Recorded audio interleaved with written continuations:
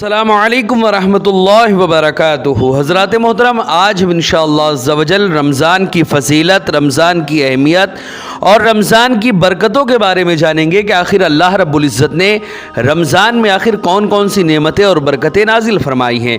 اس سے پہلے بھی ہم نے کئی سارے ایپیسوڈز رمضان کی فضیلت کے بارے میں جانے، جس میں ہم نے رمضان کی برکتوں کے بارے میں جانا کہ آخر اللہ رب العزت جتنا برکت اور جتنی رحمتیں پوری سال نازل فرماتا ہے، اس ایک مہینے میں اس سے کہیں زیادہ برکتیں، یعنی انسان، ہم میں سے کوئی بھی انسان جو ہم نماز پڑھتے ہیں یا روزہ رکھتے ہیں یا کوئی بھی نیکی کرتے ہیں، جتنا ہم اس مہینے کے علاوہ دنوں میں ہم وہی نیکی کرتے ہیں تو اس کا جو ثواب ہے اس ماہ مقدس میں اس کے کئی گنا زیادہ اللہ رب العزت بڑھ چڑھ کر ہمیں ثواب عطا فرماتا ہے، نعمتیں اور برکتیں عطا فرماتا ہے۔ یہ مہینہ اتنا زیادہ مکرم و محترم ہے، اسی کے بارے میں انشاءاللہ عز و جل آج ہم جانیں گے۔ ویڈیو پسند آئے تو ویڈیو کو لائک کریں، شیئر کریں، اور اگر ہمارے محمدی چینل پر نئے آئے ہوں تو اسے ضرور سبسکرائب کر کے بیل آئیکن کو بھی ضرور دبائیں۔ حضرات محترم، جیسے کہ آپ لوگوں کو معلوم ہے کہ ہم اسی طرح دینی اور علمی کام کو باضابطہ انجام دے رہے ہیں، اسی مقصد کے پیش نظر ہم نے ایک مدرسہ اور ایک جامع مسجد کی باضابطہ بنیاد ڈالی ہے۔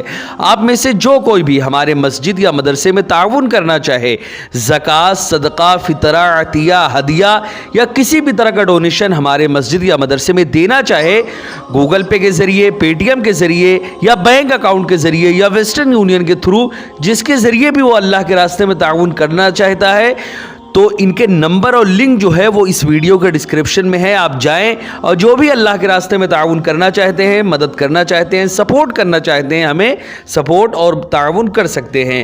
حضرات محترم، حضرت سیدنا انس بن مالک رضی اللہ تعالی عنہما سے مروی ہے کہ مدینے کے تاجدار حضور رسول اکرم صلی اللہ علیہ وسلم نے فرمایا، جو کوئی اپنے مسلمان بھائی کی حاجت پوری کرنے کی غرض سے چلا، یعنی کوئی بھی انسان اپنے مسلمان بھائی کی حاجت پوری کرنے کی غرض سے چلا، اللہ رب العزت اس کے ہر قدم کے بدلے 70 نیکیاں لکھ دے گا اور اس کے 70 گناہوں کو اللہ رب العزت مٹا دے گا۔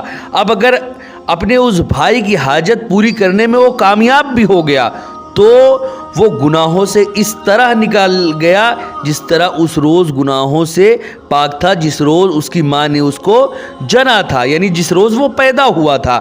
اگر اس بھائی کی حاجت پوری کرنے کے دوران اسے موت آ گئی تو وہ بغیر حساب کے جنت میں داخل ہوگا۔ حضرات محترم، رمضان المبارک کی آمد پر خوش ہونا عین سعادت ہے، اور اس خوشی کی برکت سے اللہ رب العزت قیامت کے غم سے بھی بچاتا ہے۔ چنانچہ حضور رسول اکرم صلی اللہ علیہ وسلم نے ارشاد فرمایا ہے کہ رمضان المبارک کے آنے سے خوش ہونے والے کو اللہ رب العزت قیامت کے غم سے بچائے گا۔ حضرات محترم، اسی طرح رمضان میں مرنے کی بھی بہت ساری فضیلتیں شریعت میں وارد ہے، حدیث میں بھی بہت ساری ایسی حدیث اس پر وارد ہیں کہ رمضان میں جو انسان مرتا ہے اس کو اللہ رب العزت کون کون سی نعمتیں عطا فرماتا ہے۔ حضرات محترم، جو خوش نصیب مسلمان ماہ رمضان میں انتقال کرتا ہے اس کو سوالات قبر سے امان مل جاتی ہے اور وہ عذاب قبر سے بھی بچ جاتا ہے اور جنت کا حقدار قرار دیا جاتا ہے۔ چنانچہ حضرات محدثین کرام رضی اللہ تعالی عنہم کا قول ہے کہ جو مومن اس مہینے میں مرتا ہے، کوئی بھی مومن ہو جو بھی اس مہینے میں مرتا ہے، وہ سیدھا جنت میں جاتا ہے، گویا اس کے لیے دوزخ کا دروازہ بند ہے، اور اگر کوئی کافر مرتا ہے تو وہ سیدھا دوزخ میں جاتا ہے، گویا اس کے لیے دوزخ کا دروازہ کھلا ہوا ہے۔ حضرات محترم، لیکن یہ ماہ مقدس کا صدقہ اور ماہ مقدس کی برکتیں اتنی زیادہ ہیں کہ اگر کوئی انسان گنہگار ہی صحیح، بہت گنہگار مسلمان ہے، لیکن اس مہینے میں اگر وہ مر گیا تو اس مہینے میں مرنے کی وجہ سے قبر میں قیامت تک اس پر کوئی بھی عذاب نہیں ہوگا۔ اسی طرح یہ رمضان کے علاوہ اگر کوئی جمعرات کی رات میں، یا پھر جیسے مان لیجیے آج جمعرات ہے تو آج جو رات آئے گی مغرب بعد سے لے کر، اس مغرب بعد سے لے کر دوسرے دن جمعہ ہے، اس دوسرے دن جو جمعہ پڑا اس جمعے کے مغرب تک اگر کوئی بھی مسلمان مرتا ہے، یہ رمضان ہی نہیں پورے سال کی بات ہے، رمضان میں تو کوئی بھی دن انسان مرے، لیکن اس کے علاوہ اگر کوئی جمعرات کی رات سے لے کر جمعہ کے مغرب، یعنی جمعرات کی مغرب سے لے کر جمعہ کی مغرب تک میں اگر کوئی بھی انسان مرتا ہے تو اللہ رب العزت قبر کے عذاب سے اسے نجات عطا فرما دیتا ہے. اسی طرح اور بھی کئی ساری نعمتیں اسے عطا فرماتا ہے اگر کوئی انسان رمضان یا پھر جمعرات کی مغرب سے لے کر جمعہ کے مغرب تک میں کسی کا بھی انتقال ہوتا ہے.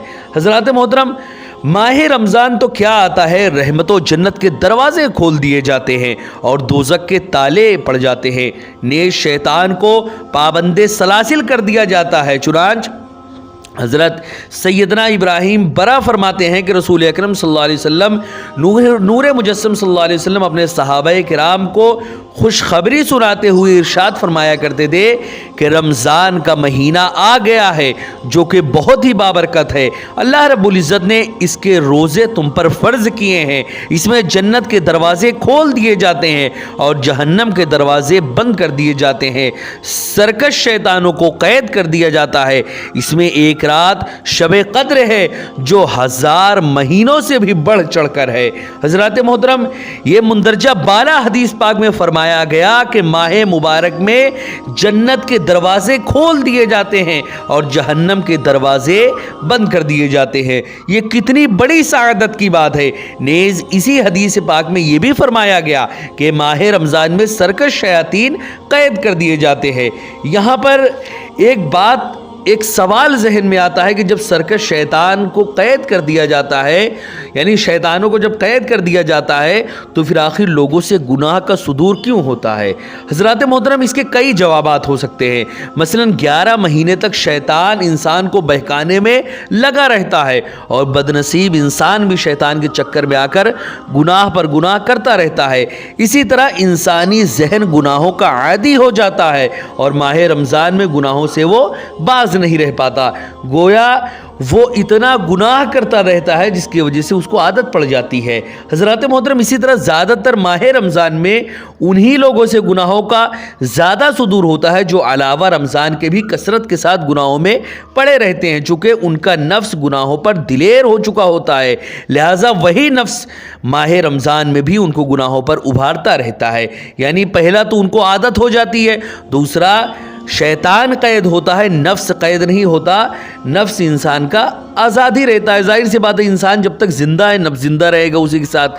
تو انسان کو بہکانے میں بہت بڑا ہاتھ نفس کا بھی ہے.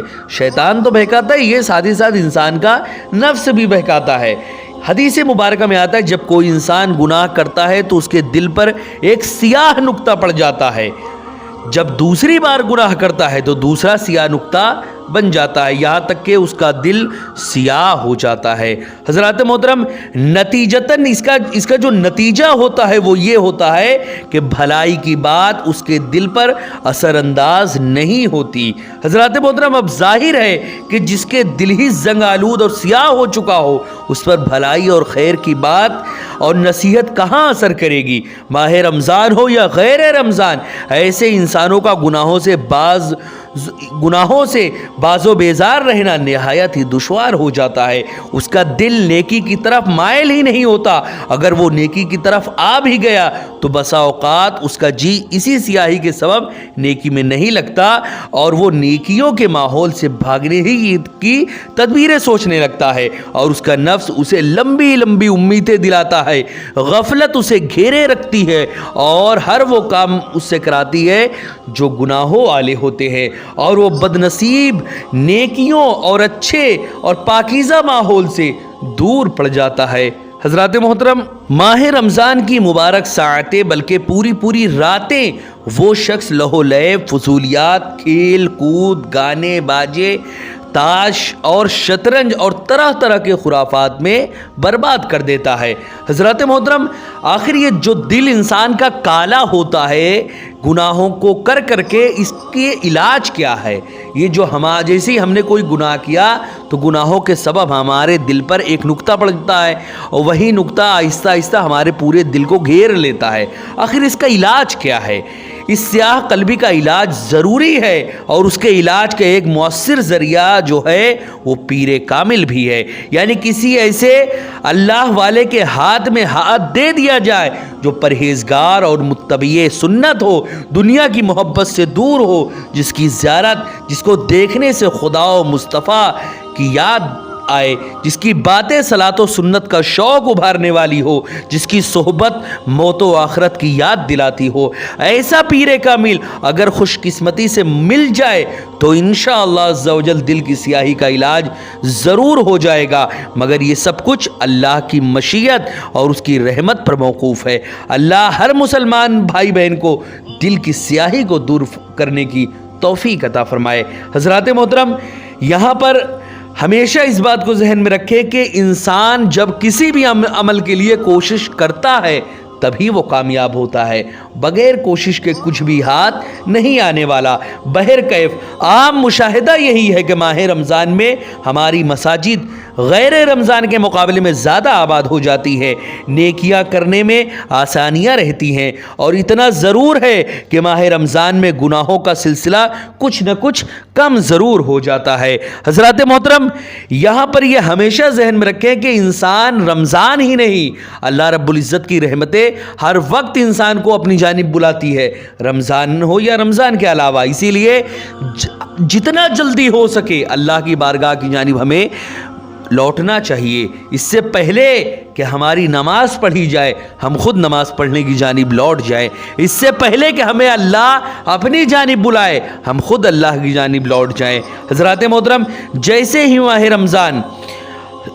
رمضان آتا ہے ویسے ہی شیطان قید ہو جاتا ہے۔ یہ تو آپ لوگوں نے سنا ہی ہوگا کہ جیسے ہی ماہ رمضان آتا ہے ویسے ہی شیطان قید ہو جاتا ہے، اور جیسے ہی ماہ رمضان رخصت ہوتا ہے شیطان آزاد ہو جاتا ہے اور گناہوں کا خوب زور بڑھ جاتا ہے، اور عید کے دن تو اس قدر گناہوں کی کثرت ہو جاتی ہے کہ وہ سنیما گھر جو شاید سارے سال میں کبھی نہ بھرتے ہوں ان پر بھی ہاؤس فل کا بورڈ لگ جاتا ہے۔ پورے سال میں جو کھیل تماشے اور میلے جھمیلے نہیں ہوتے وہ بھی بدقسمتی سے عید کے روز ضرور ہوتے ہیں۔ گویا ایسا معلوم ہوتا ہے کہ ایک مہینے کی قید کے سبب شیطان بے حد وہ کمزور ہو چکا ہے، اور ماہ رمضان کی ساری کسر وہ عید ہی کے روز نکال دینا چاہتا ہے۔ تمام تزریق گاہیں، یہاں تک کہ جتنے بھی اس طرح کی چیزیں ہیں جہاں پر شیطانیت کے کام ہوتے ہیں، وہ تمام کے تمام تفریح گاہیں جہاں پر شیطانیت کے کام انجام پاتے ہیں، بے پردہ عورتوں اور مردوں سے ابھر جاتی ہیں، تمام ڈرامہ گاہیں بھر جاتے ہیں، بلکہ عید کے لیے نئی نئی فلمیں اور نئے نئے ڈرامے لگا دیے جاتے ہیں۔ مسلمان شیطان کے ہاتھوں کھلونا بن کر رہ جاتا ہے، مگر کئی خوش نصیب مسلمان ایسے بھی ہوتے ہیں جو اللہ عز و جل کی یاد سے غفلت نہیں کرتے اور شیطان کے بہکانے سے محفوظ رہتے ہیں۔ حضرات محترم، اب ماہ رمضان کے اس قدردان مجوسی آتش پرست کی ایک ایمان افروز ایک ایسا واقعہ آپ سماعت کریں جس سے انشاءاللہ عز و جل آپ کی ایمان میں اضافہ ہوگا۔ حضرات محترم، وہ واقعہ کچھ یوں ہے کہ شہر بخارا میں ایک مجوسی یعنی آتش پرست رہتا تھا۔ ایک مرتبہ رمضان شریف میں وہ اپنے بیٹے کے ساتھ مسلمانوں کے بازار سے گزر رہا تھا۔ اس کے بیٹے نے کوئی چیز علانیہ طور پر کھانی شروع کر دی۔ مجوسی نے جب یہ دیکھا تو اپنے بیٹے کو ایک تماچا مارا اور خوب ڈانٹ کر کہا، تجھے رمضان کے مہینے میں مسلمانوں کے بازار میں کھاتے ہوئے شرم نہیں آتی؟ لڑکے نے جواب دیا، ابا جان آپ بھی تو رمضان شریف میں کھاتے ہیں۔ والد نے کہا، ٹھیک ہے میں بھی کھاتا ہوں، مگر چھپ کر اپنے گھر میں کھاتا ہوں، مسلمانوں کے سامنے نہیں کھاتا اور اس ماہ مبارک کی بے حرمتی نہیں کرتا۔ کچھ عرصے کے بعد اس شخص کا انتقال ہو گیا۔ کسی نے خواب میں اس کو جنت میں ٹہلتے ہوئے دیکھا تو اسے بڑا تعجب ہوا۔ پوچھا، تو مجوسی تھا، تو جنت میں کیسے چلا گیا؟ تو آگ کی پوجا کرنے والا تھا۔ وہ کہنے لگا، واقعی میں آگ کی پوجا کرنے والا تھا، لیکن جب موت کا وقت قریب آیا تو اللہ رب العزت نے احترام رمضان کی برکت سے مجھے دولت ایمان سے مجھے سرفراز کیا اور ایمان کی دولت اور مرنے کے بعد جنت سے سرفراز فرمایا رحمت اللہ تعالی علیہ۔ حضرات محترم، دیکھا آپ نے کہ ماہ رمضان کی تعظیم کے سبب ایک آتش پرست کو اللہ رب العزت نے صرف دولت ایمان سے مالا مال نہیں کیا بلکہ اس کو جنت کے لازوال نعمتوں سے بھی نواز دیا۔ اس واقعے سے خصوصاً ہمارے ان غافل اسلامی بھائی کو درس عبرت حاصل کرنا چاہیے جو مسلمان ہونے کے باوجود ماہ مبارک کا بالکل احترام نہیں کرتے۔ اول تو وہ روزہ ہی نہیں رکھتے، پھر چوری اور سینہ زوری یوں کہ لوگوں کے سامنے ہی سگریٹ وغیرہ کے کش لگاتے ہیں، پان بھی چباتے ہیں، حتیٰ کہ بعض تو اتنے بے باک و بے مروت ہوتے ہیں کہ سرے عام پانی پیتے بلکہ کھانا تک کھانے میں نہیں شرماتے۔ حضرات محترم، یہ یاد رکھیے کہ رمضان بہت ہی متبرک مہینہ ہے، اس کی جو قدر کرتا ہے اللہ رب العزت اس کو اس دنیا و آخرت میں بہت ساری نعمتیں عطا فرماتا ہے۔ حضرات محترم، انشاءاللہ عز و جل نیکسٹ ایپیسوڈ میں مزید ہم رمضان کی برکتیں اور اس میں جو فضیلتیں اللہ رب العزت نے نازل فرمائی ہیں رمضان کی، وہ تمام باتیں انشاءاللہ عز و جل نیکسٹ ایپیسوڈ میں ہم جانیں گے۔ ویڈیو پسند آئے تو ویڈیو کو لائک کریں اور اپنی رائے کا اظہار کمنٹ باکس میں ضرور کریں کہ ویڈیو آپ کو کیسی لگی۔ السلام علیکم ورحمۃ اللہ وبرکاتہ۔